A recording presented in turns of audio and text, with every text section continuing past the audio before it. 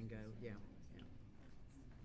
All right, good evening. We'd like to welcome everyone to our August board meeting. It doesn't seem like it could be August and school started, but it has. So we're happy to have you with us tonight. And we're going to begin with our pledge. So our group wants to come in. Brookshire, tell us who we have here. We have representatives from our student ambassador team.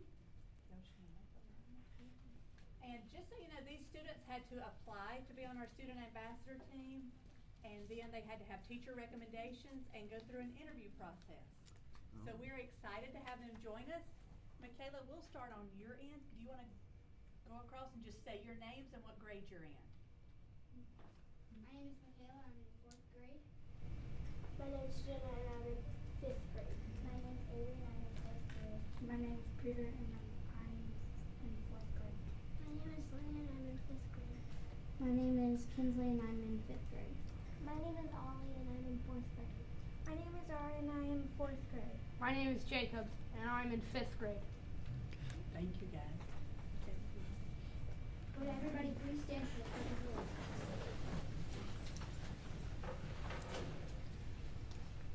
I pledge Allegiance to the flag of the United States of America and to the republic for which it stands, one nation, under God, indivisible, with liberty and justice for all. Thank you, guys. Thank you. Good job. Great job. Thank you.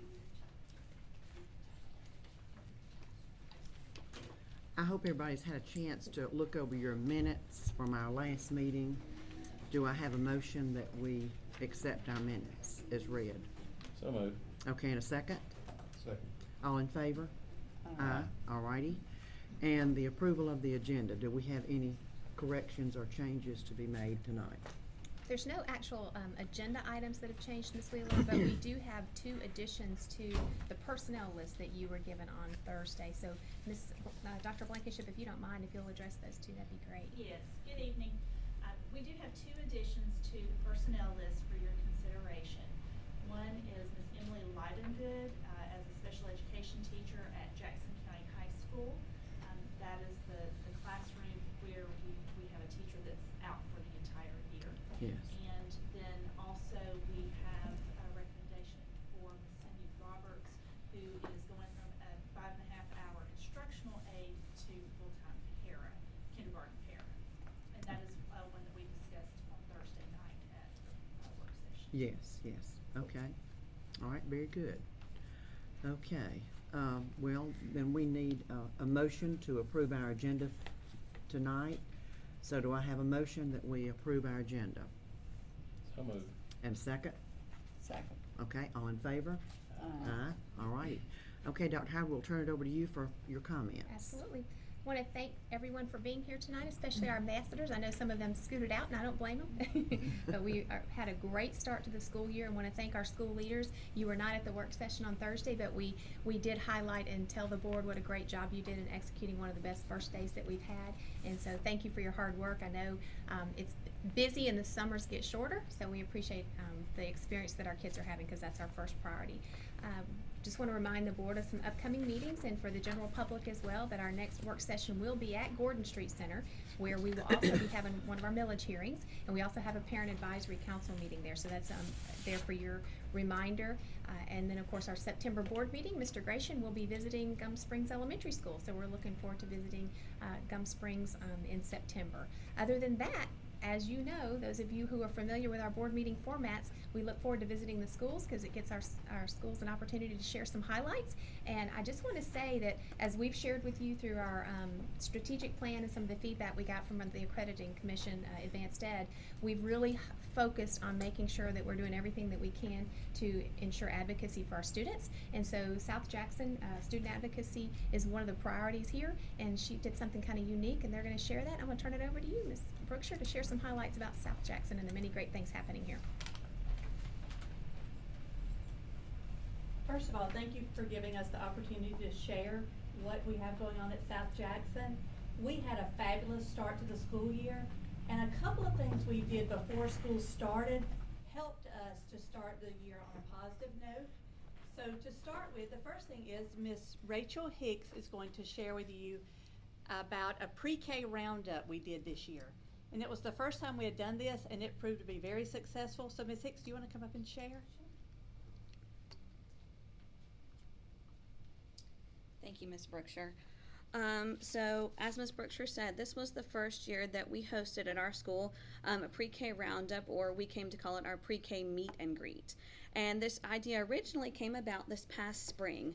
In conversations with some of the other pre-K teachers, we were talking about how throughout the year, every year, we continued to find out information about our students and their families that if we had known about it earlier in the school year, not only would it have benefited us as teachers, but it would have helped us get to know our students and provide some more specific needs for our students, whether that be developmental information about our students, whether that be significant family changes in the lives of our students, a great number of things. And so after discussing this amongst ourselves, we presented it to Linda Bell, and she, of course, was very supportive, and she encouraged us to do this before school started this year in whatever fashion was most convenient for our school. And so at South Jackson, myself and Wendy Duke and Holly Blaylock, who also teach pre-K here, decided to do a face-to-face sort of meet and greet. And so what that looked like was the week before open house, we scheduled 2 half-day sessions and contacted parents over the phone and had them sign up for an appointment time. A 15-minute slot for them to come in, the parents, any family guardians, and the students as well. And when we spoke with them over the phone, we said, you know, we just want you to come in so we have a chance to talk with you and get to know you a little bit before school starts.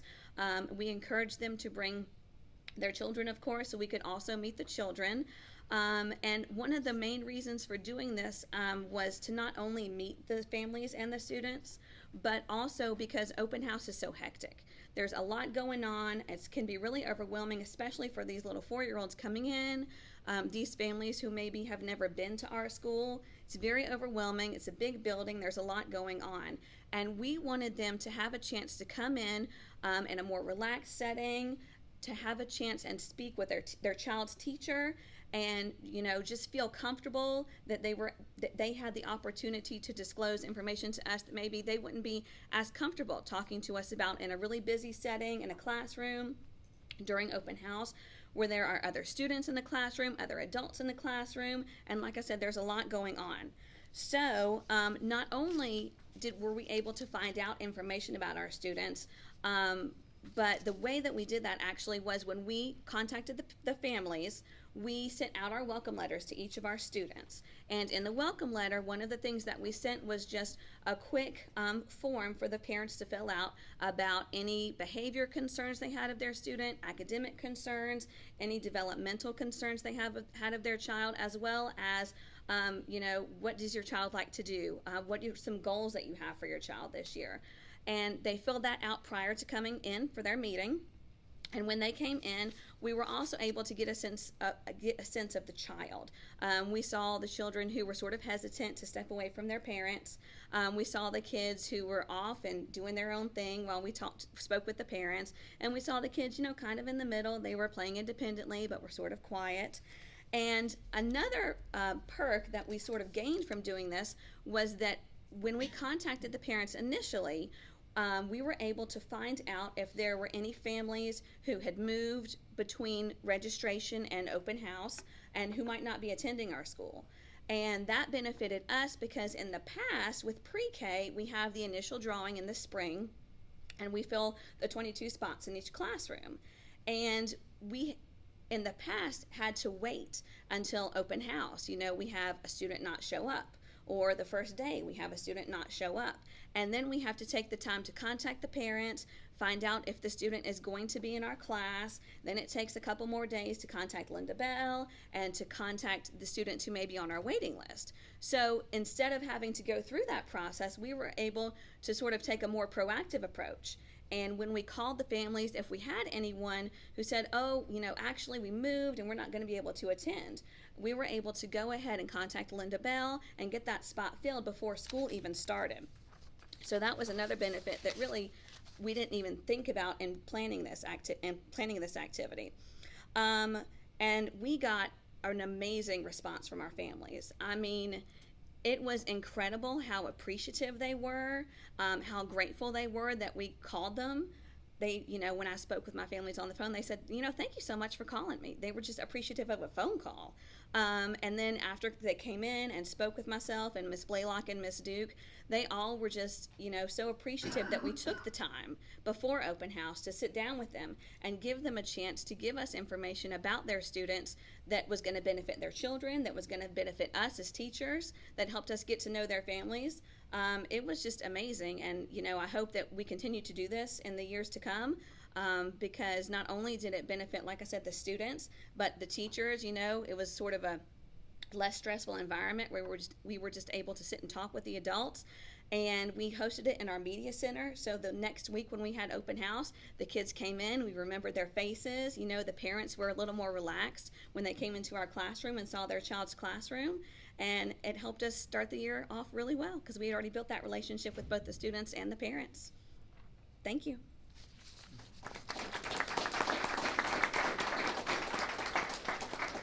At this time, Ms. Donna Wilson, our assistant principal, is going to come up, and we're going to share together one of probably the best things I think we've done since I've been at South Jackson is we did a Wheels of Fun bus tour this summer.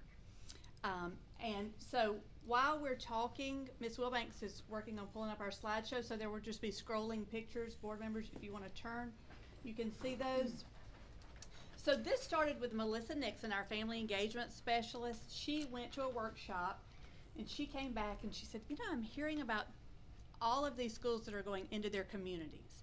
This is something that we've talked about a lot, and we know that we want to be partners with our families, and we said we need to go to the community, to them. With the boundary readjustment, we had new families joining us, and we said what a great way for us to get to meet our students and their parents, and it's also a time for us to strengthen those existing relationships. So dovetailing nicely with Melissa's idea was a book that Ms. Brookshire and I were reading over the summer called Kids Deserve It by Adam Welcome, and we were both so energized by the book. And one of the things that the author says in the book is get out and go to your people. Go see your kids, go to their homes, go to their neighborhoods. So Melissa and I started talking again, and we said, let's just do it. Well, in the meantime, I was fangirling this author on Twitter, and I mentioned on Twitter that we were going to have our leadership retreat, and we would be talking a little bit about Kids Deserve It. Well, the author reached out to me and said, I'd love to do a Google Hangout with your leadership team. So we got to Google Hangout with him. He encouraged us to continue on with this idea, and he said, you don't need a committee to talk about it for 6 months. Just do it. And of course, we had Ms. Brookshire supporting us with it, so we put a planning meeting together where staff members showed up. We had instructional aides, parapros, brand new staff members, as well as veterans all showed up to plan. We talked about where we would go, and then of course we reached out to our wonderful transportation department. Thank you, Michelle Reynolds and Nell Tucker, our bus driver.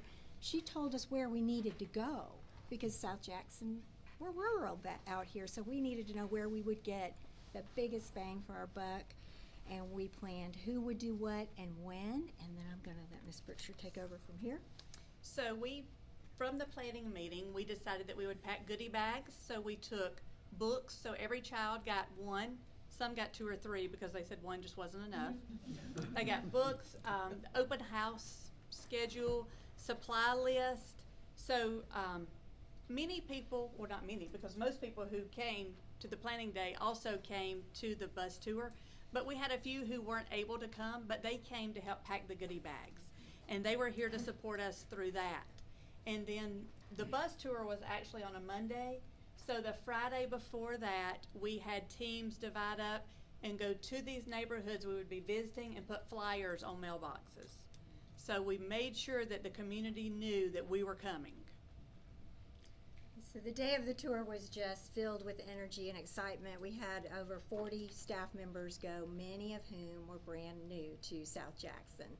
So it was a great day of taking games and music and puppet shows, and one of our brand new teachers to South Jackson really took one for the team and wore the Eagle mascot head and feet all day long, and it was It was a hot. blistering hot day, and he wouldn't, I kept saying, you don't have to wear it the whole time. Nope, he was going to wear it and photobomb all the photos, and the kids just absolutely loved it. It was just a wonderful day. So we took a picture of us on the bus when we were leaving. We wish we had a picture of us pulling back in the parking lot when it was like 95 degrees and we'd been out all day, because we made 7 stops. We Is that did, right? 7 Seven neighborhoods. neighborhoods. So some of the highlights from this is it gave us the opportunity to meet students that were not registered. So that way we could make a connection with them and have them come in and register before open house. It gave students and families an opportunity to meet their teacher. We had our phones out, pulling up rosters and introducing students to their teachers. And one thing that we had not thought of, but one of our new teachers came to us afterwards and she said, this was a great opportunity for me to start building relationships with staff members. Because during open house, everyone is so busy. So this gave them a great opportunity to start building those relationships. And at the end of the day, we counted and we saw over 100 of our students that day. So it's definitely something we will continue. And so kind of the next thing we have planned is Friday night, we're doing a back to school bash. Our PTO is sponsoring that with cookout and just games for our families and teachers. So thank you for giving us the opportunity to share. Thank you. Very good.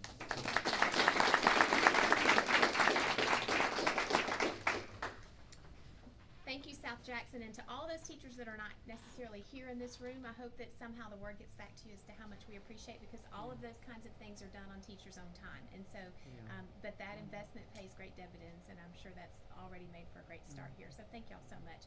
We really value the approach to making sure that we build relationships with families and communities, and that will take us a long way. So that's a model of what we want to see happen. So thank you very much. Next, I'd like to ask, we've been very fortunate in Jackson County to have some amazing teacher leaders and leaders across the district, and I'm going to ask Mr. Johnson if he'll come up and introduce our next recognition this evening. Well, Dr. Howard and board, I'm excited to be able to recognize our MTSS leadership team from East Jackson Elementary, and I'm going to call their names and ask them to come up. We have got Miss Sherry Beecham and Miss Wendy Dillow, along with Miss Allison Pennington and Miss Lisa Ellis. And as far as we had another team member that presented last year that couldn't be here with us, Miss Katie Deans, and she is taking a year off for mommy duty. This team had the opportunity to present for S-Stage, which is our Student Support Team Association for Georgia. And there are over 1,243 elementary schools in the state of Georgia, and East Elementary was asked to submit a presentation based on their program that they have for supporting not just their struggling students, but all their students to show growth and success. And they were selected to present this last January at their conference. And through that process, they were identified as an exemplary school. So from that stage, they then had a school visit where a team of educators came and visited with them, and they spent the whole day with them. It was not just a short 5-minute. They came, they taught with kids, they taught with teachers, they met with their leadership team made up of different grade levels. They met with this team of leaders and also with district leaders, and they had a chance to provide their presentation again to experts in the field throughout the state of Georgia. And I do feel I'm not going to read the whole thing because there are a lot of accolades, but essentially schools are measured in terms of effective systematic problem-solving processes at each tier of support, coordinated systems of instructional behavioral supports and resources, coordinated system of assessments and progress monitoring for all students in all grade levels, job-embedded professional learning and ongoing teacher supports, and a systematic plan for parent and family communication and involvement. The team's comments that they sent back is East Jackson Elementary School's implementation of these components has brought them to the forefront of the RTI, the response to intervention, and multi-tiered systems of supports in Georgia. The S-Stage site team identified 10 areas of 10 areas where the team excelled above others. And in closing, Dr. Blackstock, who's the executive director, said EJS's enthusiastic team, their collaboration, their dedication, and understanding of RTI, MTSS will be an inspiration to educational leaders and teachers across the state of Georgia. And we know that they have been a gem in our community, and we have actually taken from what some of their best practices and shared along with our other best practices in the school system. I know when we had the work session the other night, a couple of questions where we were sharing data came up about when you've got schools like in East Jackson that have exemplary practices, what are we doing? Well, we give them the opportunity like today when we had our MTSS training where they were sharing some of their best practices along with some of our other exemplar schools. Ms. Dillo supports kindergarten through second grade and leads a lot of their grade levels and their EIP teachers in those initiatives with supporting students. Ms. Beecham is supporting third through fifth and leading a lot of those efforts and helping those kid talks processes. Of course, Ms. Pennington, being the leader of the school, has pointed out just their passion for students and doing whatever it takes and being relentless. They do what's best for kids on a daily basis, and I believe we also have some family members here, and they are fortunate they give of y'all. So I know I saw Mr. Dillo back there, and then Mr. Beecham and two fine Beecham girls that are also here with us and their families, and they're nice enough all to share their mothers with all of us so that they can support all the students in East Jackson Elementary. So we just want to thank you and commend you for all your work and recognize you with this certificate. They will have a formal recognition and awards at January's stage conference. And then also, unfortunately, Dr. Kristen Mobbs could not be here with us. Dr. Mobbs has led our system MTSS movement for the last 4 of the 5 years, and she's going to be transitioning this year to a full-time psychologist role, where in the past she was part psychologist and part MTSS lead. And we were lucky enough, Miss Allison at East and Miss Lisa are allowing to share Miss Beecham for a portion. So she is she's coordinating our elementary MTSS along with our other elementary schools. And Miss Jennifer Sane, who's here with us this evening, is focusing and supporting our middle and high school. So we just look forward to sharing all the best practices that they've got going on with everyone and thank them for their commitments of success. Thank you. Thank you. Thank you.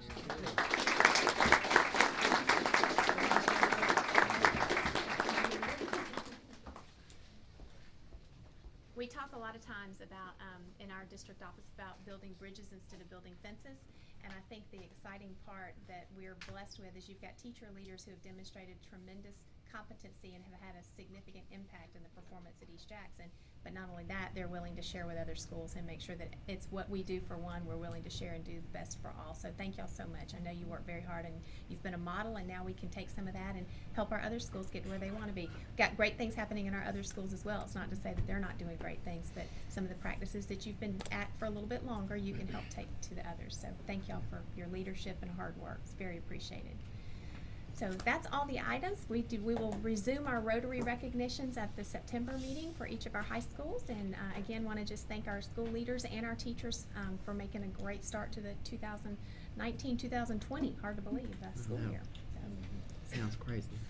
We're very blessed to have many good schools in our district and appreciate all of our folks that work so hard to provide for our students. So you're very much appreciated.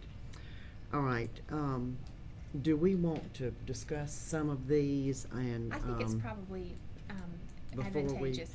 Okay, all right. So I think you certainly have a copy of the personnel list. Dr. Blankenship mailed that to you, and then of course she discussed the 2 additions. Yes. The approval of the 2 additional teaching positions, those are the ones that we discussed at the board meeting work session on Thursday. Yes. That's 1 position at North Jackson and then 1 position at West Elementary. And yes. then of course you've already been brought to your attention the expansion of the Maysville reading aid to parapro. So those were the 2 teaching positions and then the 1 parapro. We discussed the capital outlay. The first one is a contract, and that's the 2020 contract. That's for the funds that capital outlay provides for us for East Jackson Middle School, which is the renovation that will begin in the spring, as well as the construction of the new facility, the new Jackson County High School. Then the second item there is the capital outlay application, which is for the upcoming year, and that's for the renovations that we discussed, which is really primarily HVAC and several of our facilities, and you have that for your review. We talked about a little bit about the construction delivery project and the recommendation that we continue with a CM at risk approach at East Jackson Middle School, and you've got there, as well as Empower.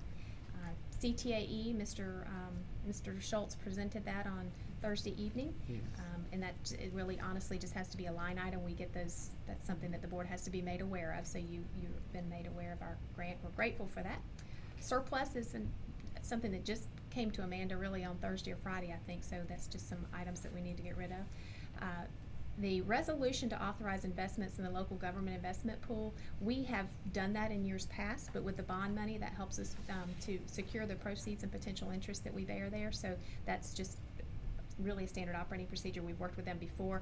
Anna, do you want to speak to that at all? It really is a bank transfer. Correct. It's just adding the correct account, the correct checking bank account to the LGIP account so that we can transfer funds in between the investment account and the checking account when payments need to be made for construction purposes. And one of the banks that we have used has been taken over by another bank, so it's just a formality right now. We discussed the revision to the IHF 6, which is the graduation policy, and the primary revision on that was ROTC that we discussed, and a few small tweaks, but outside of that, that's pretty much the same and it's been in place. The Perkins grant application for your approval. And then the last item I think is worthy of board discussion, and that is that it's that time of year where we make a recommendation for our bond and our maintenance and operations millage rate. I just want to highlight the fact that we are recommending that we leave our bond millage as is. Don't expect to need any increase in that, which is very good. And our M&O millage rate, you all have had some discussion, and Ms. Wheeler, I don't know if you want to speak to that a little bit. We're trying to decide whether we leave it as is or if we think about our taxpayers and our community and do a partial rollback. So I'll let you discuss that. Yeah, we did want to talk about this just a little bit. If we leave our millage at the rate that it is now, we're going to have an increase because of the tax digest, which is always a good thing. But also, several years ago, we had said as a board, and it was before some of our new folks had come on, that whenever we were able to do some rollback, that we would be happy to do that and to help our taxpayers. And so we have some numbers, thanks to Anna here. And if we do roll it back to let me find our number, to 18.655 mils, then for a $175,000 home, that would be an increase of $14.14. And for a $300,000 home, it would be $24.20 in an increase. So it would be a rollback. It would be some savings for the taxpayers, but it would not. Of course, our goal has been to make sure that we've got enough money to operate without having to lean on a tan in order to pay our employees before our tax monies start coming in. So this would still leave us the balance that we would need to operate and take care of our needs, but at the same time, it would be a rollback for our taxpayers. So I know we had talked about this individually earlier. So does anybody have any discussion or comments about this? I just want to comment. I appreciate whoever looking at options that we had, because I was very interested in any way we could roll this back, but also avoid the tan. So I appreciate the hard work done by everyone to make whatever adjustment could be made. Well, we appreciate you all entertaining this. We are always concerned about there's some predictable growth, but there's some areas of our county that growth seems to be unpredictable. So the fund balance is to avoid a TAN, but also to prepare for needs that may arise that we don't know right now. We may need trailers at North Jackson before the year's out. We may need trailers in different places, and so, but we are very comfortable with the hard work that our district board and our school leaders have done in accumulating a sound fund balance. So, just for clarity, I want to make sure that our board understands that this is not the recommendation is not a full rollback, because we were at 18.85 mils. A full rollback so that there would be zero tax increase would put us back at 18.453. So we will still have to have hearings. What is it, a 1.9% increase, I think, 1.09. versus 1.09 versus what would have been a little over a 2% rate increase in our taxes. So for our general public, it is a tax increase, but it's half of what we would have increased if we had left the millage as it is. So I think that's a great way for us to prepare for the future growth that we know is coming, as well as be considerate of our taxpayers and sustain the needs that our school presently have. So. Yeah. Okay, any other comments on that? Okay, well, are you comfortable with us doing a consent agenda over all the items, or would you like to break any of these out? Anybody? I'm good with Okay. consent agenda. Okay, all right, and you, Mr. Hollett, do you approve? Yes. Okay. All right. Okay, and Michael? Yes. Okay, Mr. Clancy? Yes. Okay, and I approve.